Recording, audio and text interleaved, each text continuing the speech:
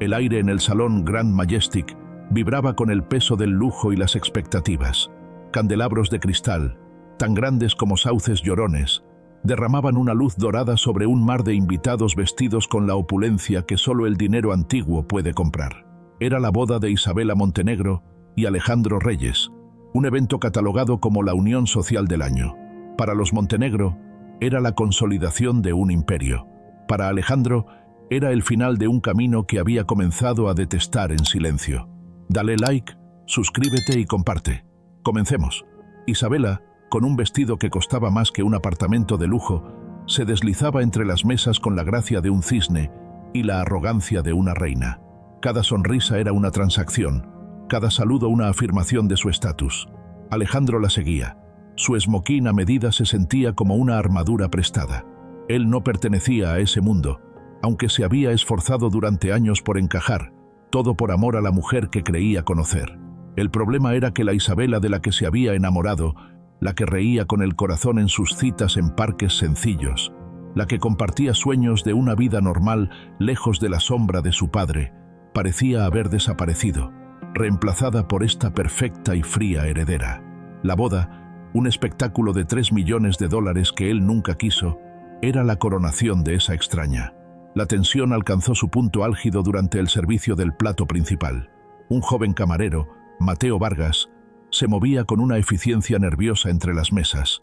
Era su primer evento de esa magnitud, y sus manos, aunque firmes, delataban su ansiedad.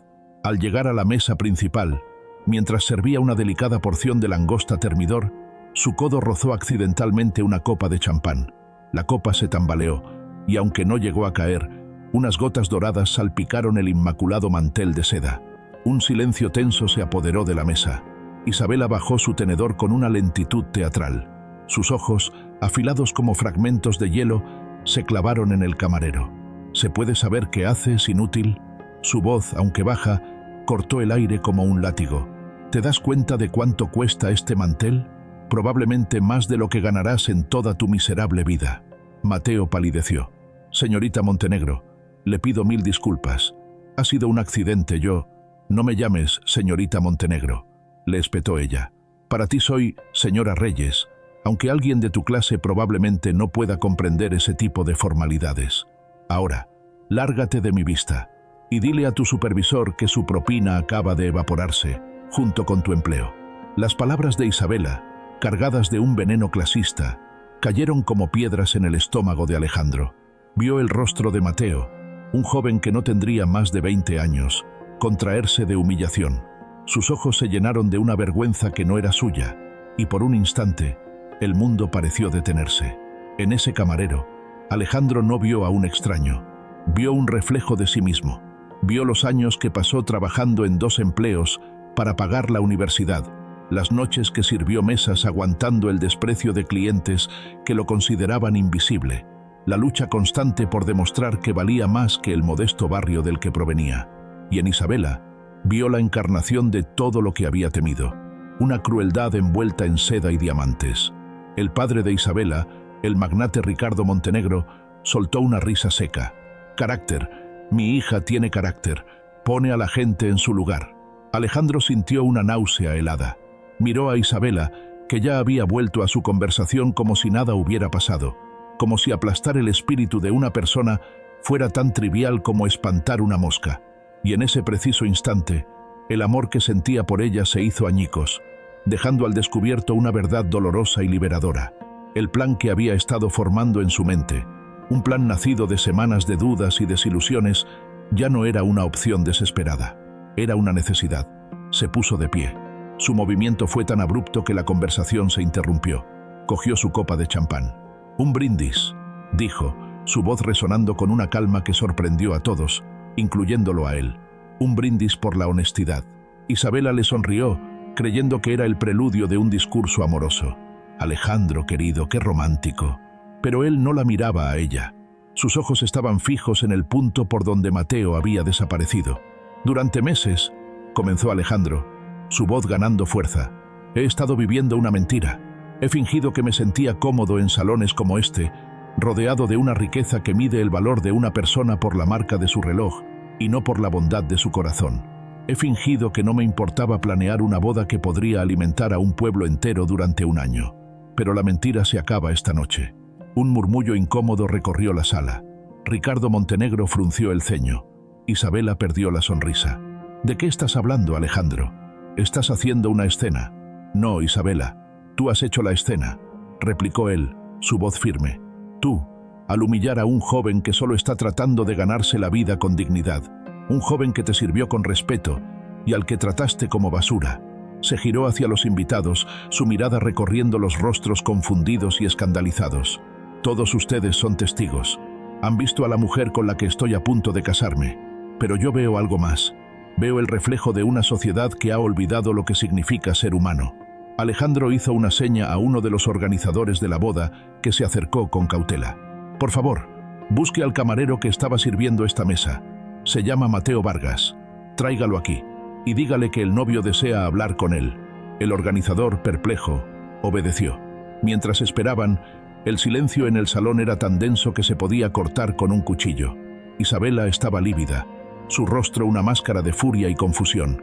«¡Has perdido la cabeza!», siseó. «Estás arruinando nuestra boda por un simple camarero». «No, Isabela, no la estoy arruinando, la estoy cancelando». La declaración cayó como una bomba. Los jadeos ahogados se multiplicaron. Ricardo Montenegro se levantó de un salto, su rostro enrojecido de ira. «¿Cómo te atreves? ¿Sabes quién soy? Te destruiré, Reyes». «Usted no puede destruirme, señor Montenegro», contestó Alejandro con una serenidad inquebrantable. «Porque yo sé quién soy. Soy el hijo de un carpintero y una costurera. Crecí en un barrio donde la gente se ayudaba, donde la cena se compartía y donde la dignidad era la única riqueza que teníamos. Un mundo que usted y su hija jamás entenderían. Dale like, suscríbete y comparte». En ese momento, Mateo regresó, escoltado por el organizador. Se le veía asustado, como si esperara ser despedido frente a todos. Alejandro se acercó a él y le puso una mano en el hombro. «Mateo, ¿verdad?». El joven asintió, sin atreverse a levantar la vista. «Quiero pedirte disculpas», dijo Alejandro, su voz ahora suave y llena de una empatía genuina. «Disculpas en nombre de la decencia. Nadie merece ser tratado de esa manera». Luego, se volvió hacia la multitud y levantó la voz de nuevo. «Hace 15 años, yo era como Mateo, un chico con sueños más grandes que sus bolsillos. Un día, en el restaurante donde trabajaba, un hombre de negocios me humilló de una forma muy parecida. Derramé sopa en su traje y me gritó que yo nunca sería nada ni nadie. Esa noche quise renunciar a todo, pero alguien me detuvo». La mirada de Alejandro se llenó de una emoción profunda. Era el cocinero del restaurante, un hombre mayor llamado Luis. Me vio llorando en el callejón y se sentó a mi lado. Me dijo: «El valor no te lo da el dinero que tienes, sino el respeto que das. No dejes que el veneno de otros apague tu luz». Luis se convirtió en mi mentor, casi un padre. Me animó a seguir estudiando. Me prestó dinero para mis libros, dinero que él no tenía. Gracias a él, estoy aquí hoy. Hizo una pausa, dejando que sus palabras calaran. He pasado los últimos años tratando de olvidar de dónde vengo, tratando de ser digno de la familia Montenegro, y en el proceso casi olvido la lección más importante que Luis me enseñó. Casi me convierto en el tipo de persona que desprecia a los demás para sentirse superior». Se giró hacia Isabela y por primera vez la miró con una mezcla de lástima y resolución. «No puedo casarme contigo, Isabela, porque te has convertido en todo aquello contra lo que he luchado. Tu riqueza no está en tu cuenta bancaria, sino en tu corazón, y tu corazón está en bancarrota». Isabela se quedó sin palabras, con la boca abierta en una expresión de incredulidad y horror. Alejandro se quitó la costosa flor de la solapa y la dejó sobre la mesa. Luego se dirigió a Mateo. «Mateo, ¿cuánto te pagan por una noche como esta?» «100 dólares, señor», tartamudeó el joven.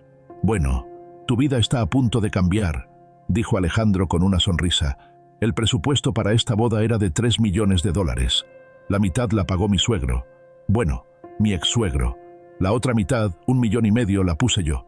Es todo lo que he ahorrado, todo lo que he ganado trabajando día y noche. Y he decidido invertirlo mejor».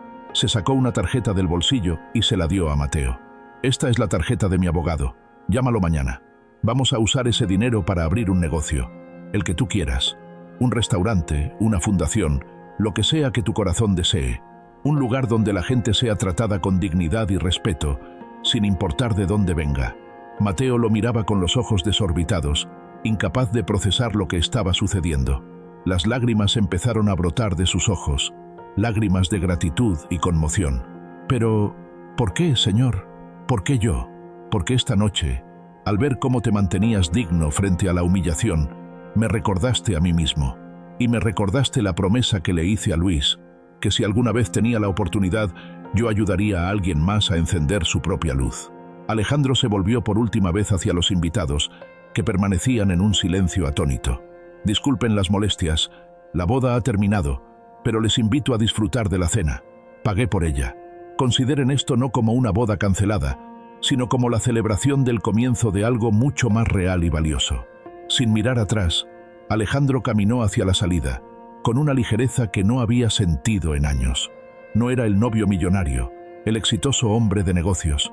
Era solo Alejandro Reyes, el hijo de un carpintero, un hombre que finalmente había encontrado el camino de vuelta a casa, a sí mismo. Detrás de él, el caos comenzaba a desatarse. Los gritos de Isabela, la furia de su padre, los murmullos de los invitados, pero nada de eso le importaba. El sonido más claro en sus oídos era el eco de las palabras de Luis, y la visión de un futuro en el que su riqueza no se mediría en acciones de la bolsa, sino en las vidas que pudiera tocar. Afuera, la noche de la ciudad lo recibió con su abrazo anónimo. Respiró hondo, el aire fresco llenando sus pulmones. Por primera vez en mucho tiempo, se sintió verdaderamente rico, y supo, con una certeza absoluta, que su plan secreto no había sido un acto de destrucción, sino el acto de construcción más importante de su vida. Dale like, suscríbete y comparte. Hasta la próxima.